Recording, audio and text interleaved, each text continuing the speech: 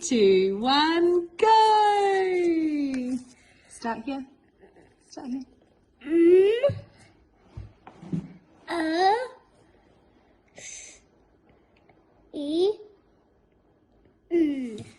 Machine!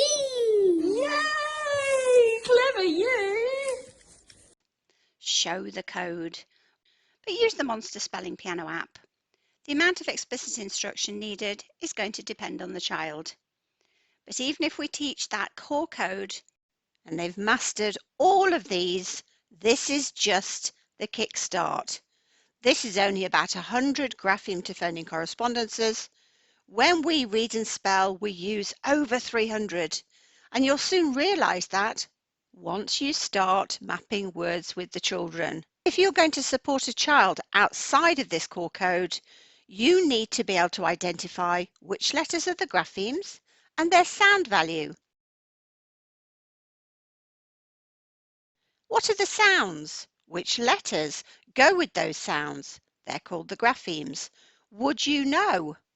Because to help a child when they're reading or they're writing, you need to be able to help them understand that. If you're not sure, the tech is as useful for you as it is for them.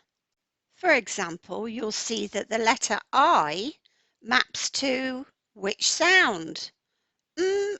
Sh, E, N, machine. So the I maps to the E sound. E. E. E. E. Remember, that's the sound, not the letter name. It's the sound. E.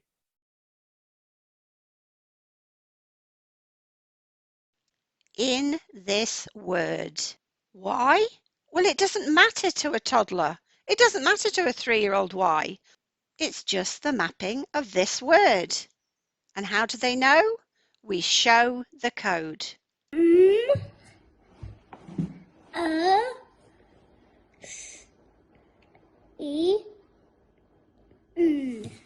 Machine! Yay! Clever you! So you might be used to thinking of I and thinking of the letter I, so like p, it and pin. But what about the I in England? The letter E is the picture, the grapheme for the sound I in England.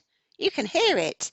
I, ng, u, and England. They're the bits the brain needs to work out because they're not taught in a phonics program. And the part that you probably don't think about. And if you do, you'd probably think, well, how on earth can I teach that? Well, this way, you don't have to. You just show it. Follow the monster sound, say the word. I. N. N. G. U. N. D. England. Who lives in England? Miss Emma. Yeah! So the E in the word England is just one of the sound pictures for the sound I that we use when we're reading and spelling. So when children are being taught phonics in a classroom or following a phonics program, like the speech sound pics approach, we follow this learning order. The children learn it at their own pace. It's the only self-paced phonics approach for reception classrooms. But they work through this so that their brains can start to self-teach the whole code. And because there is so much to learn, which you'll see in a minute, to be able to read and spell independently, we get through this in the reception year because it is self-paced and because of the way that we do it, which is a little different to a traditional phonics program. But the concept is the same. You teach a group of grapheme to phoneme correspondences. So here's a letter S. It can represent the sound S, like in the word sip, and we use code level readers and what have you so that we're practicing. We're also spelling, so we're doing it the other way round. But what we find is that actually, when you're introducing speech to print, so we're showing the words, and it doesn't matter what words, but we're showing the speech sound monsters. So the children, like you just saw with Amari, is following the monster sounds to say the word, blending the sounds, and then his brain looks at the pictures of the sounds. We find that when children do that, they learn to read and spell really quickly and easily. This is the one with Nia and My name is Thomas. Thomas.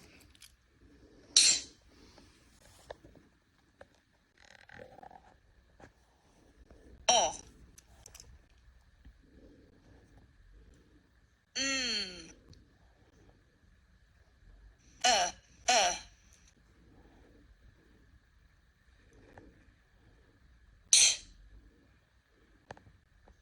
Oh. Mm. Uh.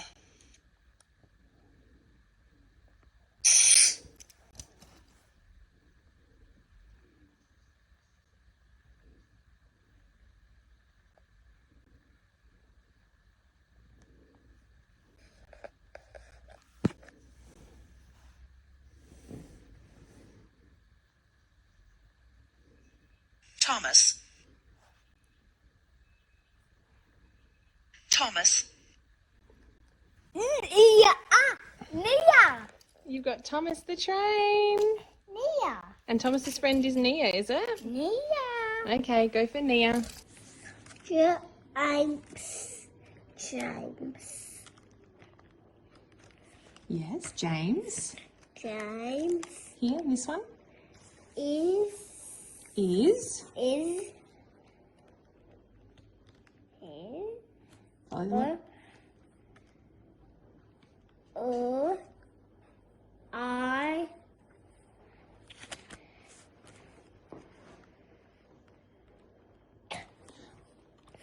James is bright. Bright.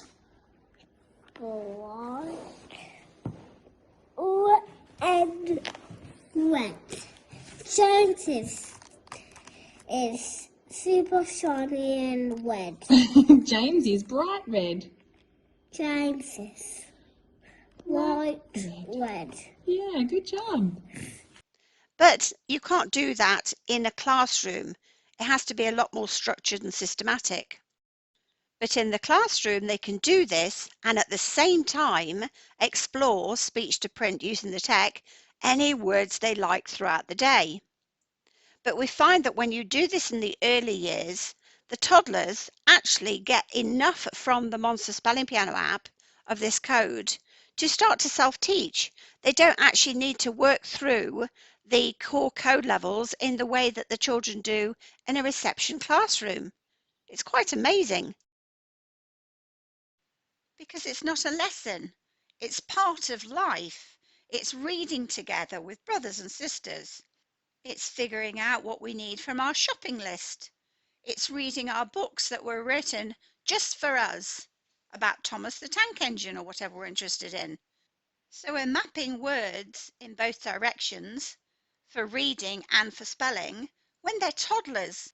They're developing an understanding of written language whilst they're learning to speak. It's all meaningful. It's purposeful. It just makes sense to these little children. Yeah. What about this one? What else do we need to buy? Cake. Birthday. Cake. Hey. Hey, it's you again. Yeah, you're right. This baby monkey. We need to buy bread. Wow, fantastic. And one more thing that you need to buy today at the shops. So in the reception classroom, we explicitly teach these graphemes that are on the outside of the spelling clouds, but there are so many more. I'm going to show you how many more. That's why we show the code and we don't make them wait.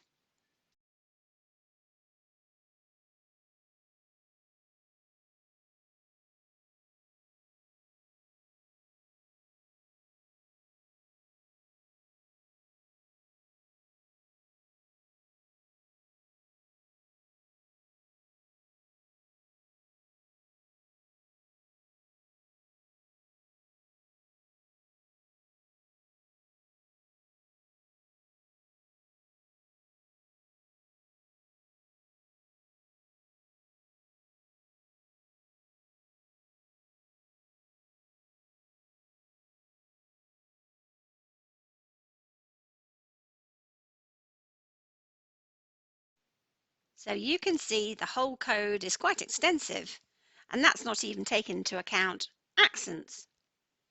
Now, when you look at regular text, there's no clues for the children.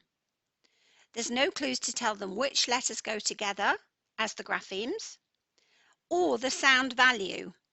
So whereas a lot of children will just learn to read like this, they look at the word, they remember the word, and their brain fills in the gaps, fills in the information about which letters are the graphemes and their sound value, because everybody needs to understand that. You can't read and spell without understanding how speech and print connect. So some children, a lot of children, myself included, learnt to read without being explicitly taught this code, because our brains had great phonemic awareness. We could hear the sounds and put it all together even without instruction. But we know for all children, if we introduce this core code, the high frequency grapheme to phoneme correspondences, we'll soon know which children learn it really quickly and which don't. But a lot of children do need to learn this code explicitly as that kickstart so they can start figuring it out for themselves. But some children haven't got that good phonemic awareness. They don't understand the phonics. However great the teachers, they don't understand how this print and speech connect. They often get diagnosed as dyslexic. But actually, if we show the code, and I know this because I work with severely dyslexic students, and as soon as you show the code, their brain goes, oh, this is the information I wasn't getting before. Not in the way my brain could understand it. I can't hear the sounds. You're showing me the sound value with phonemes. Because I can't hear the sounds, I don't know how many graphemes there are in the word. So my brain can't figure out which letters go together as the graphemes. But you're showing it. You're showing which letters are the graphemes and their sound value. So that reduces all that cognitive load and the pressure and stress of trying to understand something that is really, really hard, however hard you try and however intelligent, however clever you are, however great your oral language skills. So this is such a gift for children. The earlier the better, but if you have older dyslexic children, stop teaching phonics in the traditional sense and instead show the code. Very interesting. That's why English is so weird, because sometimes it's no W, sometimes it's no U. Okay, what's this one? Is You look at the letters, look at the sound.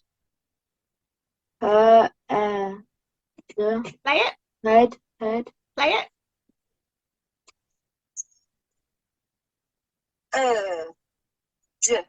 Oh, it's heard. Yes, heard. I love the fact that once you hear the sound, you know what the word is. And imagine how brilliant it would be if every time you were reading, you could click on a word and just check the monsters and check the mapping, because you'd be able to work out the word. So yes, we can say don't give them the clues, but why not?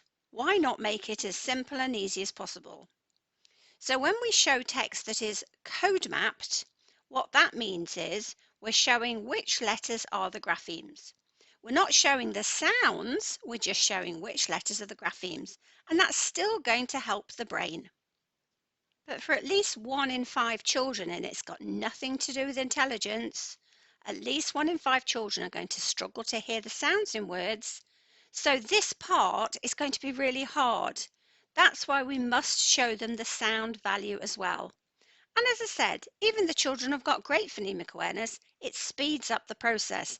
They're just going to read a lot earlier. But what's also going to be really powerful is their spelling is going to develop at an incredible rate. Because when you're reading, a lot of the information is already there. When you've got to spell a word, you've got to think, what are the sounds? What represents them? And as you just saw in the spelling clouds, that can be really hard. So if we show the code, it gives the brain the information of, oh, here are the letters, the graphemes, and here's the sound value, represented by the phonemes. We call them the speech sound monsters. They're phonetic symbols for kids.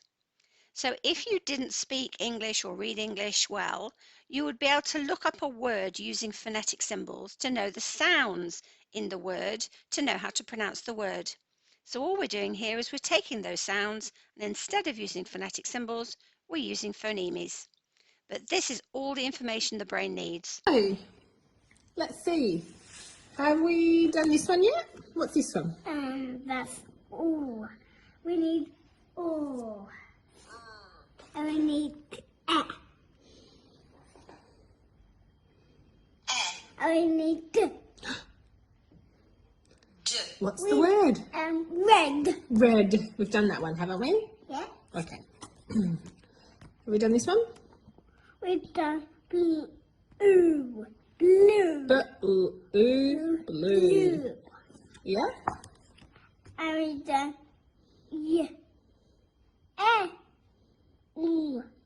Oh, yellow. Well done. I like the way you said yellow. Yeah. We've done that one too. Yeah. And have we done... Yeah, we do. We need to.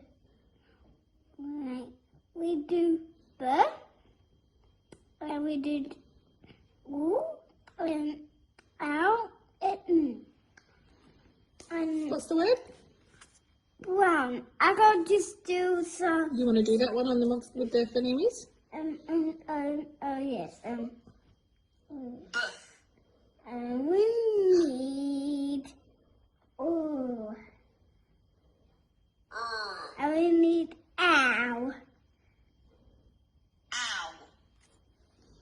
And we need brown. Amazing. We did that one? So this is why learning the monster sounds as quickly and easily as possible is so important. Those using the speech sound play plan and the speech sound picks approach in reception, watch the 2-minute monster video every day, learning all of the monster sounds. No, they're sounds.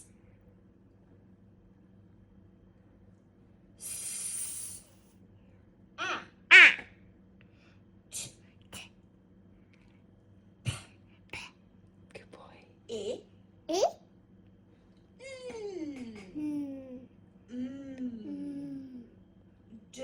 D. Because once you know the monster sounds, you can use any mapped text, any monster mapped text, to figure out any word. But they don't have to learn them all first. If you're looking at this and the child doesn't know the monster sounds, you can use the Monster Spelling Piano app. Go to the Phonemes screen or use MyWordz, the Phonemes screen. So every time they look at the monster and they're not sure of the sound, they can check on the Phonemes screen. Red ball. Well done. Well done, Alf. Get that one sometimes, don't we? Ah. Red. And they very quickly get to know where the monsters are. All resources follow the same order. It's always consistent. They know all the monster sounds, even if they are non-speaking and aren't producing those sounds themselves. So as they're going along, they can follow the monster sounds to say the word, checking on any monster sounds they're not sure. Or if they look at a letter and they think they know the sound, they can check it. Now, because we're using the phonemes, the phonetic symbols for kids, it's the British IPA. Now, that means that if you've got a child who isn't using this accent, it doesn't matter, because they can figure out what the word is and then say, do you know, I wouldn't use that monster, or my graphemes, the pictures of the sounds, the sound pics, would be different. And then you can use the MyWordz tech to change it or to explore it, and that's going to help with their spelling. So they're going to see the universal spelling code. So like in the word H-E-R-E, the monster sounds are E. So when they follow the monster sounds to say the word, they're going to say here. Now the child might not say here. The child might say here or here. It depends on their accent, and that's absolutely fine. They've figured out what the word is.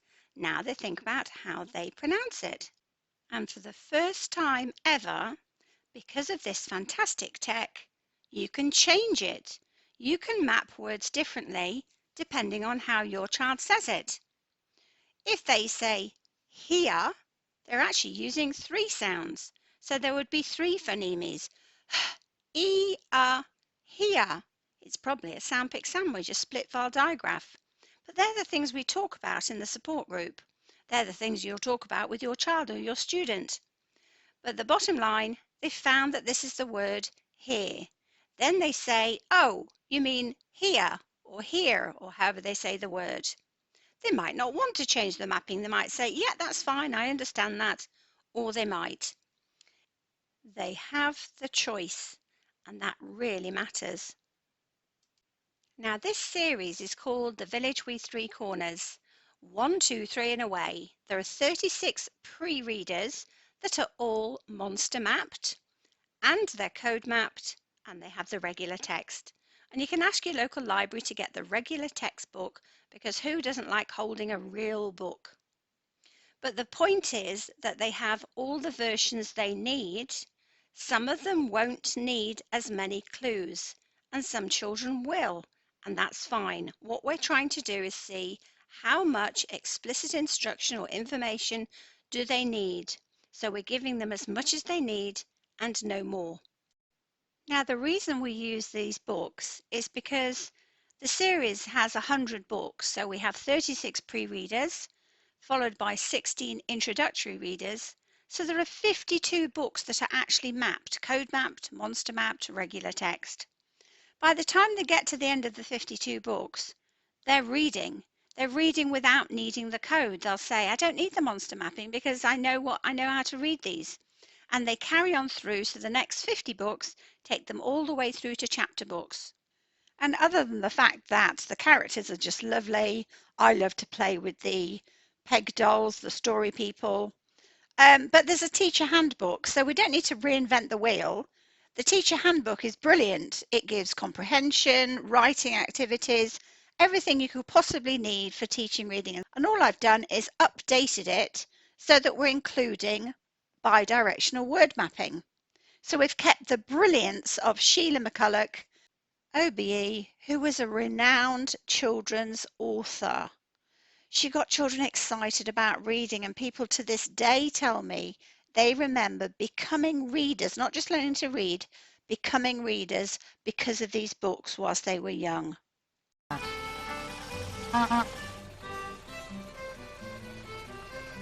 Let's go for a ride on a bus, said Roger.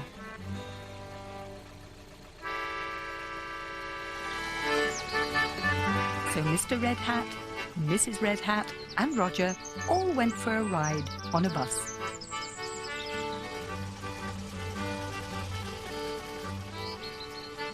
The bus stopped at the village with 3 corners.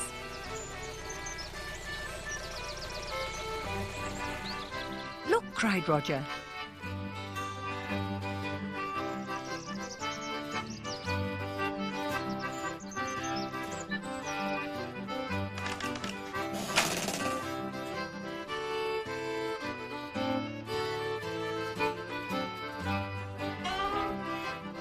Mr. Red Hat, Mrs. Red Hat and Roger all went to look at the house.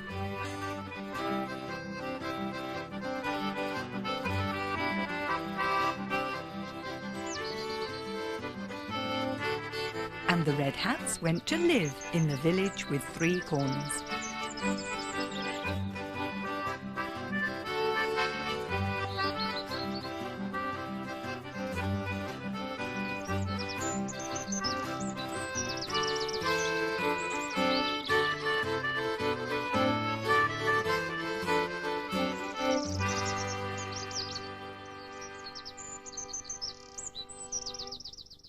So even if you just started with these books, use the phoneme screen to check the monsters. The children are going to read really quickly and easily. And we use these for writing. We're writing about the stories. We're doing box work modelling. It's all child-centred, play-based learning centred around the Village with 3 Corners. So keep an eye out on the Speedy Readies website, which is dedicated to the Village with 3 Corners with the mapped books and lots of different activities. If it's not age appropriate, you still get the idea. You can use the tech for age appropriate texts. The children don't need to be reading things that are not relevant to their age or interests. But remember Luca in grade 6. So Luca knew this as this is this is because he's been learning phonics. He didn't know EAR could be a representation for like in the word heard. Here's the phoneme that says the sound So if he was reading, he could have just typed that word and checked the mapping to know how to pronounce it. Heard. Look, there's the phoneme for it's phonetic symbol for kids because we're not using the IPA, we're not using actual phonetic symbols for kids. That's what's there for the grown-ups. So heard. But also, if he didn't know how to spell the word when he's writing, he can just say it. Heard. And check. Heard. Let's say he was non-speaking. He could go to My Speaky, type in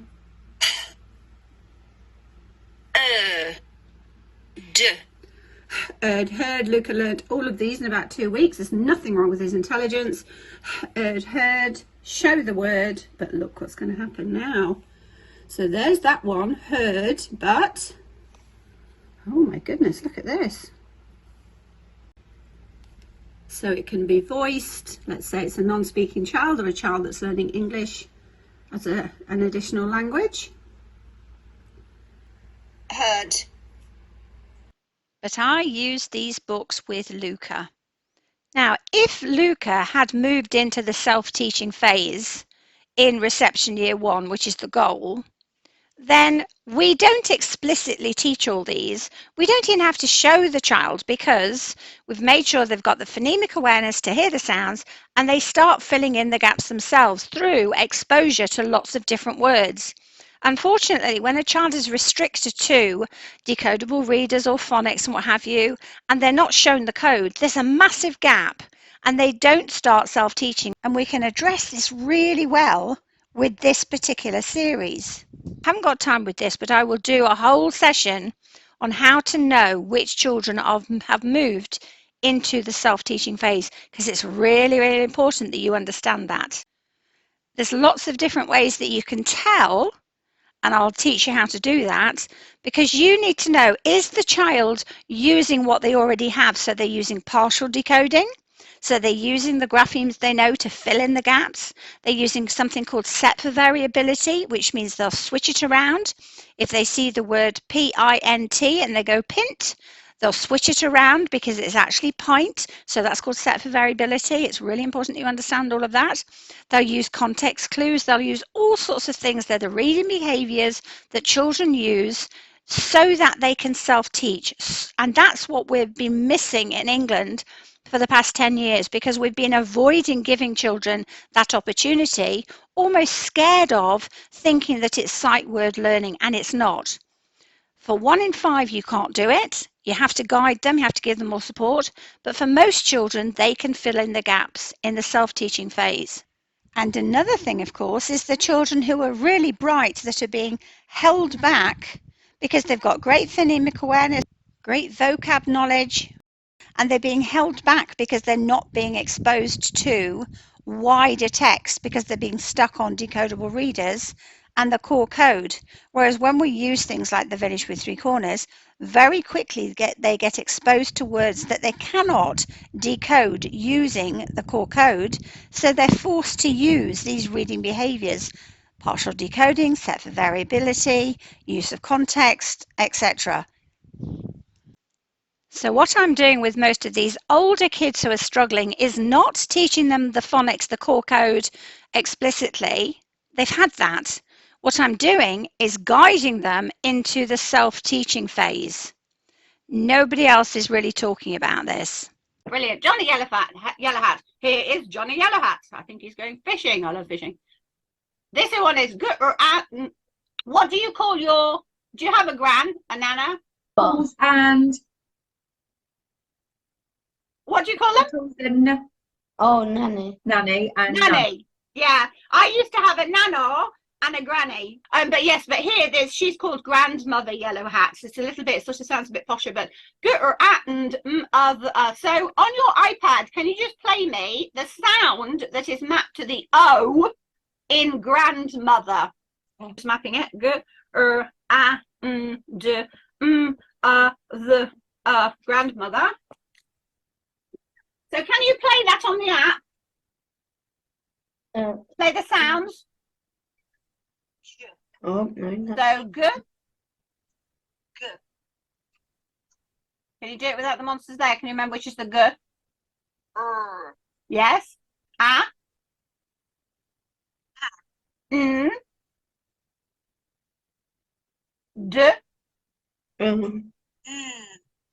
Yeah. D.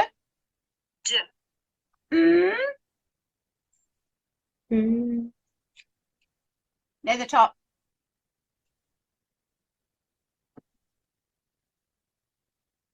There's the Oh, found it. Yeah. Yes. Did you do the schwa or the blue cow? Blue cow. Yeah, it sounds like the blue because when you grandmother.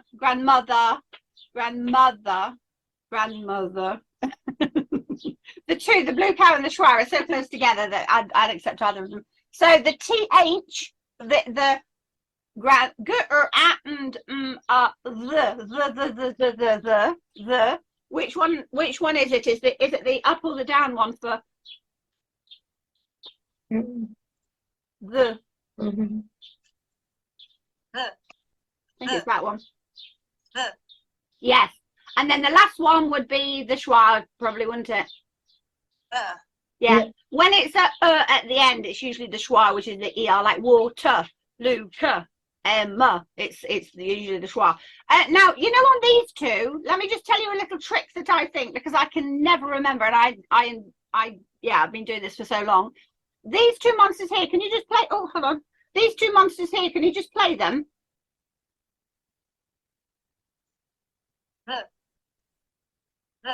So one of them's the and one of them's. If you go this thumb, so the is up and the th is down, I just find it's easy to remember. So if you're trying to think of a sound and you're thinking, oh, it's the, so think this thumb. So the would be that one. Anyway, so that's why one's up and one's down. So the one that's going up is like if you're going this, and the one that's down is as if you're going thumb. So anyway, that's just a little trick. Okay, so grandmother. Okay, where did we get up to? So we've got grandmother yellow hat. Here is grandmother. Yes, yellow hat. And that's why it's so nice that we've got the words sort of the same again, so that we've already figured out grandmother. So when you come to it again, you can have a look at it and think, oh, that's actually the same word. So grandmother yellow hat. Here is grandmother yellow hat. So who do you think this one is? Grandfather yellow hat. Here is grandfather yellow hat. Brilliant. And the A, how many A's are there in grandfather? 0. In grandfather, how many letter A's can you see? Now, the reason I had to clarify there, the letter A, because its name is A, I mean the letter A. He's so used to in England when someone says A, thinking about the sound A, like P or A play or A in rain. So in grandfather, there is no A sound. That's why he said none. That's why I had to clarify. And that's why it's really important that you're really understanding the experiences of the child, what they're doing, how they're processing, to know how to get them back on track. 2. And the first one, what's that a picture of? What sound? So you can see I'm taking him right back, giving him the terminology, pictures of sounds, which are the graphemes. So what's the picture for the first A in grandfather? It's an A, grandfather, a, and the second one is an R, father. So I'm now getting him to look at every grapheme, think about the sounds bidirectionally, because he didn't get this when he was younger. And he's the brightest little boy, so he did this fantastically. And he could care less about the contents, that he doesn't look at this. I actually think it's babyish, like he does with phonics readers, because there is actually some substance to it. There's stories about it, and there's things that are relevant. So we'd actually talked about fishing and whether he's got a grandfather and all that kind of stuff. So regardless of the age, I use these mainly because although here you see I'm showing him print without any mapping, he's got the mapped versions as well. And we're constantly just mapping bidirectionally, speech to print, print to speech. But it's so much easier when they're doing this when they're really little. Learning to use duck hands, speech sound lines, numbers, what have you, so much easier. Please don't wait. Whatever the age or stage, please make sure they know these phonemes, the phonetic symbols for kids. Just start off with names. That in of itself is going to tell you so much about English orthography. Avery has the A at the beginning of his name. It's a picture of the sound A. Amari has two A's in his name. The first one is the schwa, and the second one is R. Lara has two A's, but it's the other way round. In her name, the first A represents the R sound, and the second one represents the schwa, the opposite way round to Amari. My name is Lara. Lara.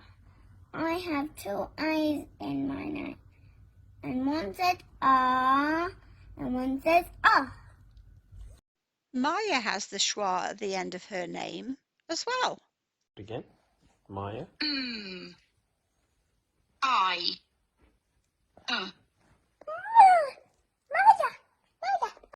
Brody and Freddie both have names with an E sound. The picture of the sound E in Brody is a Y, and the picture of the sound E in Freddie is an IE. Duck hand your name. What are the sounds? What are the pictures of the sounds? Good morning, Lily. Lily. Good morning, Leo. Leo. Good morning, Lulu. Lulu. Good morning, Tyler. Tyler. Good morning, Sarah. Sarah. Good morning. So once they can hear the sounds in words and they can attach those to the monster sounds, they can use the tech to read and spell any words, because this is it. These are the sounds of English. So what we're doing is we're saying, okay, here are the sounds. What are the pictures of the sounds in the words that the children are going to want to read and spell? It will depend on the word.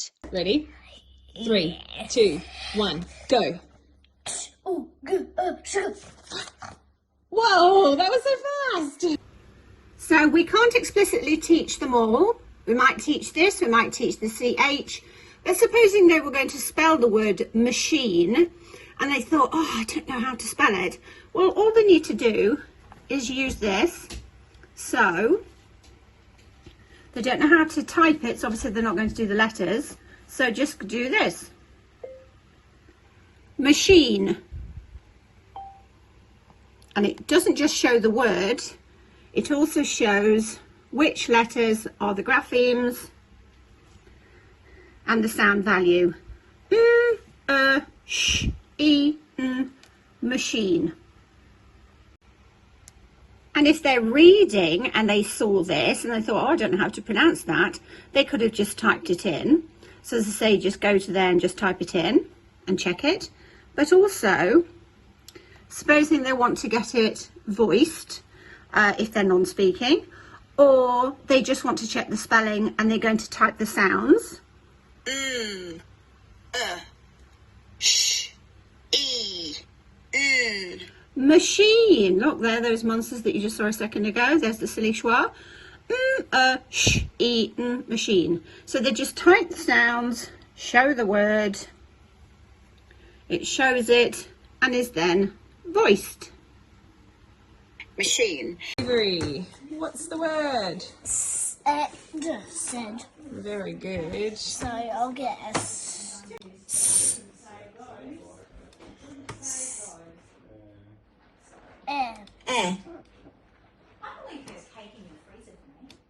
D.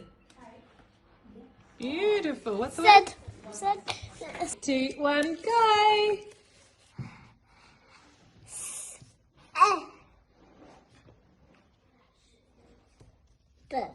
Said. You did it! Superstar! Okay, you ready? What is this monster? What is this monster?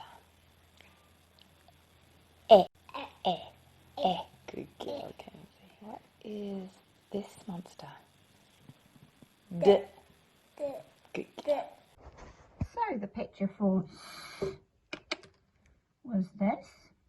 The picture for in this word was this. And the picture for d in this word looks like this. Said. Said. Let's just write it. Said. Said. Said. Now let's just go to the speech sound clouds and find, look, there's the picture for s. There's monster s. There's monster There's the picture for in the word said. And there is the picture for d in the word said. So use your speech sound wall to check the sound picture you found when you're mapping words. Sorry about the sound quality there. But we're doing everything that the Department for Education is asking us to do.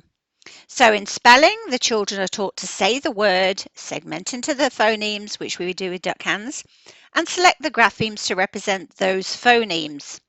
Now there is an expectation that you as the adult is going to highlight, going to show the child the part that they haven't yet learnt in their phonics program.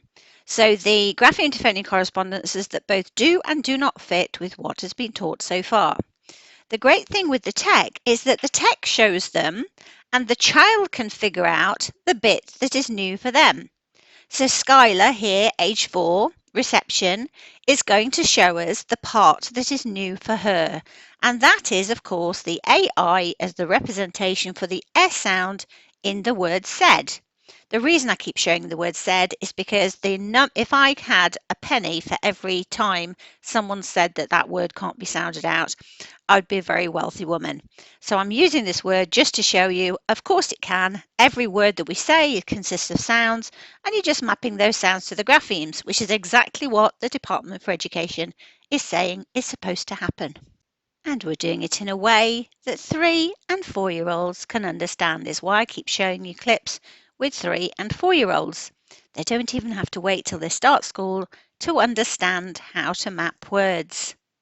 Go for it, Skylar. Hi, boys and girls. This is said.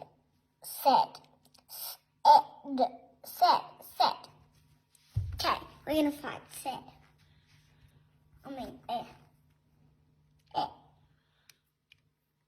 Can you find that word with said in your cloud? With the S? Good job. Said.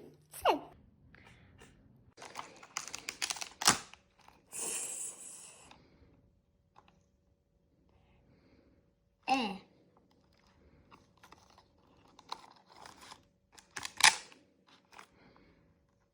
D.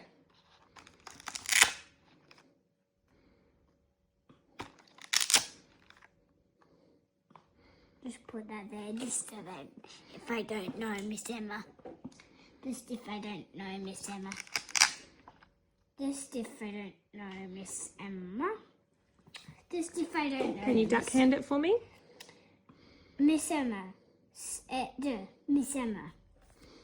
Can you do just the word said? Said. Can you go said? Said. Your turn. Said. The word is said. Now we're going to do it on my spooky. E.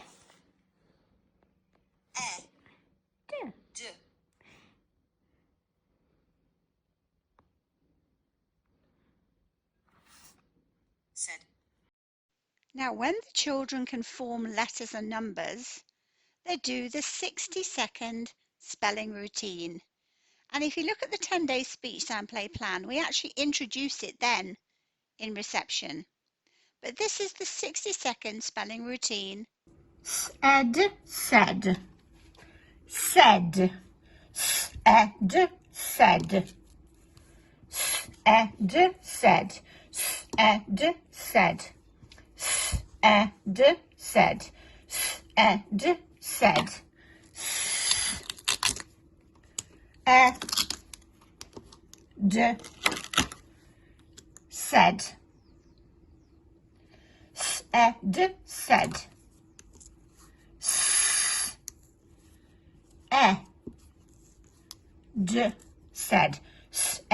Said. Said, said.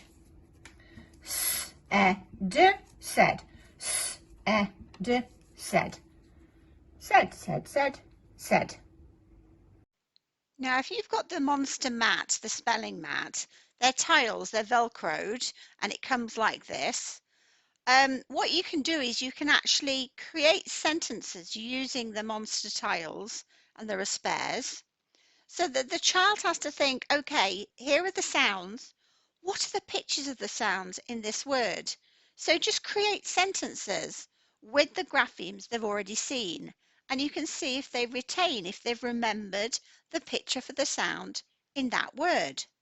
In the 10-day speech sound play plan, they also learn to use duck hands. Another really powerful tool. Ready? Yes. 3, 2, 1, go. Ooh, ah, language. Wow, good job, language. Right, now comes the uncomfortable part. Us as readers.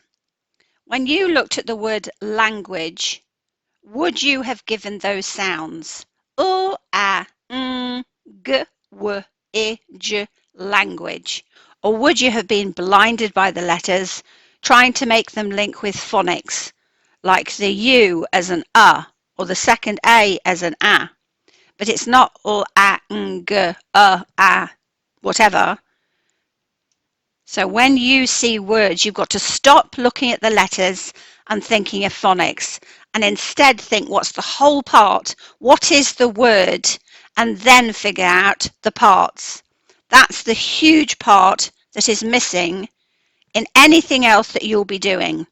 You'll be focused on the sounds the letters make or the graphemes make in isolation, because that's how most of phonics is taught. So look at a word, think, I know the word is story, and then think, okay, don't get blinded by the letters, look at the word, know its story, then think about the sounds and then link them to the letters. That's why often if you've got a child with good phonemic awareness, it's easier to just tell them the word. And actually that's why so many children learnt to read with no phonics instruction. People were constantly telling them the word. They would tell them that's the word story, and their brains would fill in the gaps. When we stopped doing that, we stopped giving a lot of children the opportunity to fill in the gaps. And because people thought sight word reading was all about a child just memorizing a word, and oh, that's not what's needed for brains, actually, they were teaching themselves. It was self-teaching because they had good phonemic awareness. So 1 in 5 children are always going to fail with that because they haven't got good phonemic awareness. But 1 in 4 can't read by the age of 11 in England with systematic synthetic phonics every day because we're still missing so many of the bits. So that's what I'm helping you to do. It's going to be different for different children. Some children have great phonemic awareness and they needed to see which letters go together with the sounds they can hear. Some children have got really poor phonemic awareness, the children that go on to get diagnosed with dyslexia. Those children need to see not only which letters go with the sounds, but they need to know the sound value as well, because if you give them the word, they're not going to be able to fill the gaps. The big uncomfortable truth is not just that.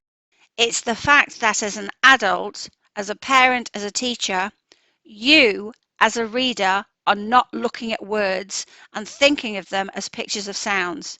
You're not looking at them and thinking of them as what are the sounds? What are the letters that map with those sounds? And because you're not doing that and you're not aware of what's missing with children, you might not be giving the information that the children need at any given time. So the word story. Which is the correct mapping?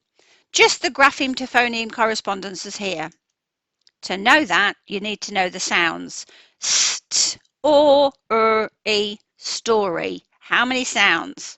St, or, e, story. 5 sounds. There must be 5 graphemes. Which is the correct one?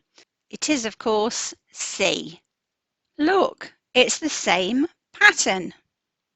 3, 2, 1, go!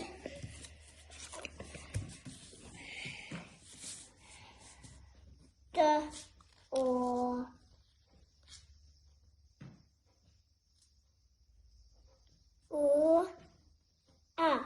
Dora. Dora! You can do a pre-course check on showthecode.com, but even if you're not doing the training, when we show you the code, you are going to often say, oh my goodness me, I didn't realize. So using this tech is as invaluable for you as it is for the child. It's just like the spelling clouds are often a real shock to adults. So with my knowledge and resources and your relationship with those children, being there, getting to know them, getting to understand them, we're going to ensure that every child can map words bi-directionally in a way that makes sense even to toddlers who are just starting out. And also, if we're using things like their names, they might have correspondences that they will never learn, even if they go through a whole phonics program, like Lucas, Lucas. So as a toddler, he understands the speech sounds. Oh, and here are the pictures of the speech sounds. And these are the ones in my name. Are you ready, Lucas? Yes? Hello, Lucas. It's Miss Me. You. What special word are the monsters Oh no. No monsters. They're monsters. Yeah. There they are. Ooh. Ooh. Yeah. Ch. Yeah. Ah. Yeah.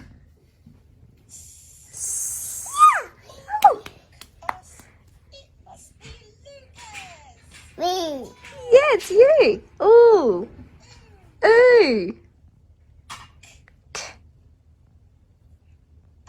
Ah. Lucas, it's a very special word. It's your name. It's Lucas. Who is it? See Lucas. Toodaloo. Toodaloo. Toodaloo. Who was it? Toodaloo. Toodaloo. Again. Again? Okay. You can do it again.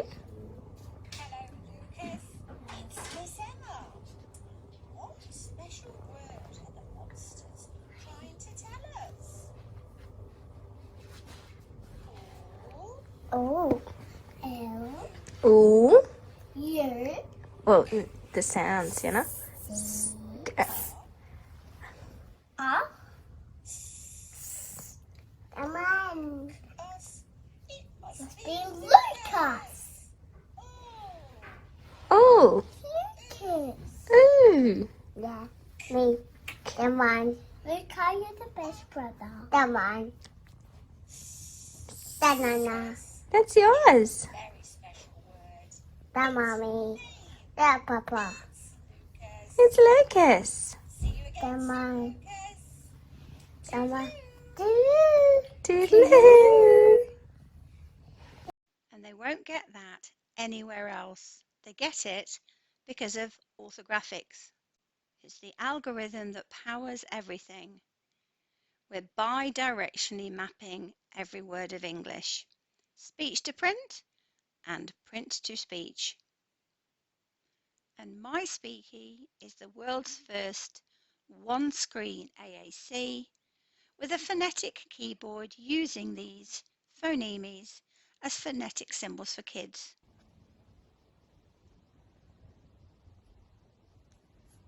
I love you. Just use my speaky. I. Ooh.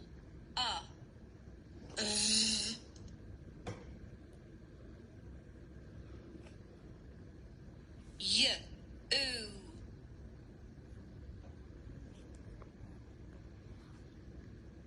I love you. Aw, I love you too. So please support us on YouTube, send us your videos. And if you go to the Facebook page, Speech Sound Pics, because of course they're pictures of speech sounds. And thank you to Innovate UK, we've got so much planned for the future, so please follow showthecode.com.